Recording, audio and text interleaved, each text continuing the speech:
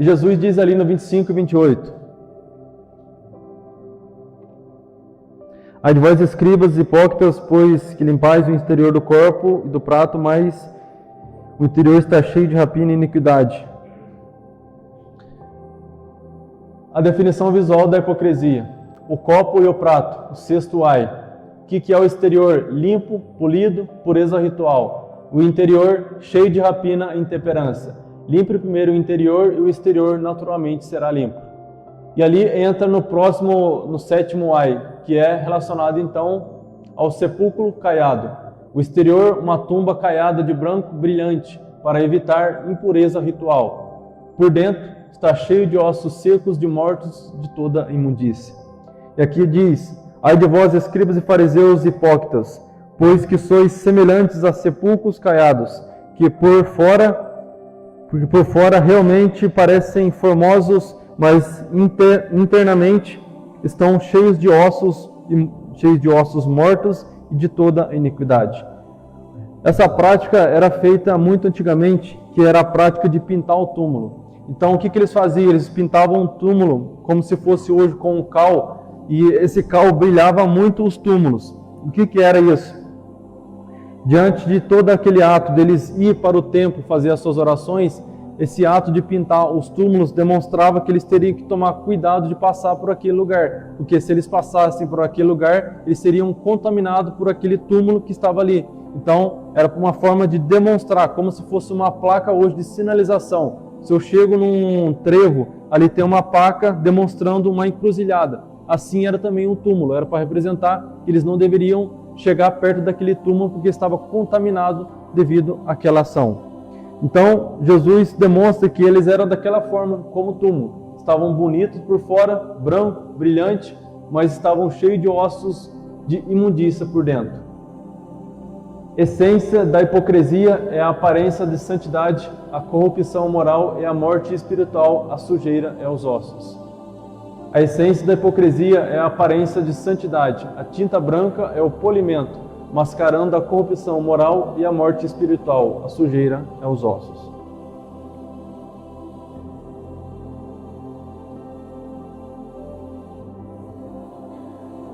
O cal branco brilhante, espalhado nos túmulos antes da Páscoa, não era decoração, era um aviso de perigo de contaminação disfarçado de extrema beleza.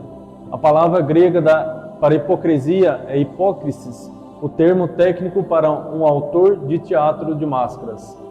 A tragédia final, a persona religiosa se torna tão ensaiada que o próprio indivíduo esquece que está fingindo. O sepulcro caiado não sabe que está vazio por dentro, ele apenas continua brilhando. E ali é interessante que fala, a persona, o que é? O personagem, a pessoa, aquilo que ele está demonstrando. O personagem dele é tão bonito que chega um momento que ele esquece que ele está interpretando o personagem. Ele acha que ele mesmo é aquela própria personagem que ele está interpretando. Por exemplo, hoje é igual, existem casos reais, de um ator que ele entrou tanto dentro de um figurino, tanto dentro de um personagem, de um filme, que quando esse filme acabou, ele não conseguiu desvincular daquele personagem daquele filme.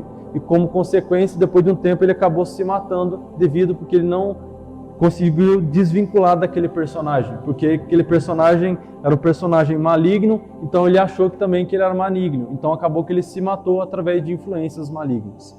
Então, o que Jesus demonstra são esses personagens que não conseguem sair dos seus personagens devido de tanto tempo, de tanta prática que eles fazem. É o que muitos fazem, que muitos falam também, que o diabo ele é conhecido como o pai da mentira, que ele mente tanto que ele acha que ele é mesmo aquilo que ele está dizendo. Então, assim também é muitas pessoas. Eles conseguem disfarçar tanto que eles acham que são mesmo aquilo que eles estão dizendo. E ali entra no 29 ao 33. Ai de vós, escribas e fariseus hipócritas, pois que edificais os sepulcros dos profetas e adornais os monumentos dos justos. E dizeis, se existíssemos no tempo dos nossos pais, nunca nos associaríamos com eles para derramar o sangue dos profetas. Assim, vós mesmos testificais que sois filhos de que mataram os profetas. Enchei vós, pois, a medida dos vossos pais. Serpente, raça de víboras, como escaparei da condenação do inferno? Ali, o passado, os pais, a falsa homenagem, edificam monumentos para profetas mortos e alegam, se vivêssemos na época de nossos pais, não teríamos matado os profetas.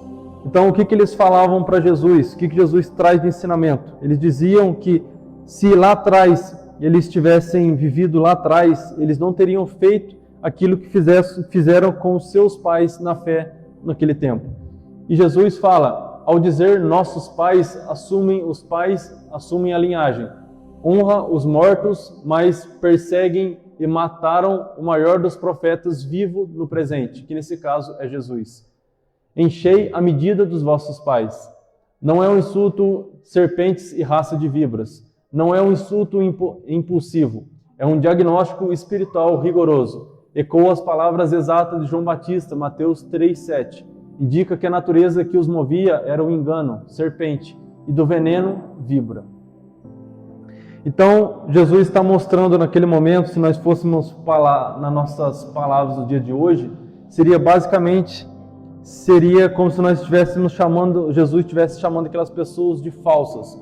Pessoas que eles diziam que se estivesse lá atrás, eles não faziam as mesmas coisas que fizeram com os passados, mas eles iriam fazer exatamente isso, porque eles estavam fazendo exatamente com Jesus isso. Eles estavam prestes a matar Jesus, por Jesus estar expondo a verdade para eles. E ali Jesus chama ele de raça de víboras.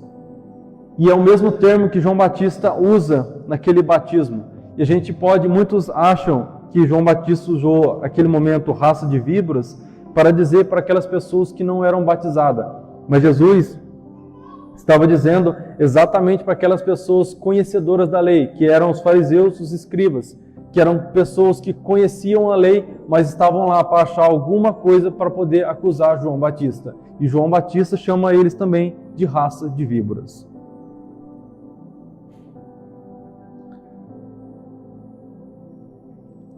E ali entra do lamento sobre Jerusalém, no versículo 37. Jerusalém, Jerusalém, que matas os profetas e apedrejas os que são enviados. Quantas vezes quis eu ajuntar os teus filhos como a galinha ajunta os seus pintos debaixo das asas, e tu não quisestes. Jerusalém, Jerusalém é uma figura de linguagem hebraica para choro e lamento profundo. Ecoa Absalão de Davi.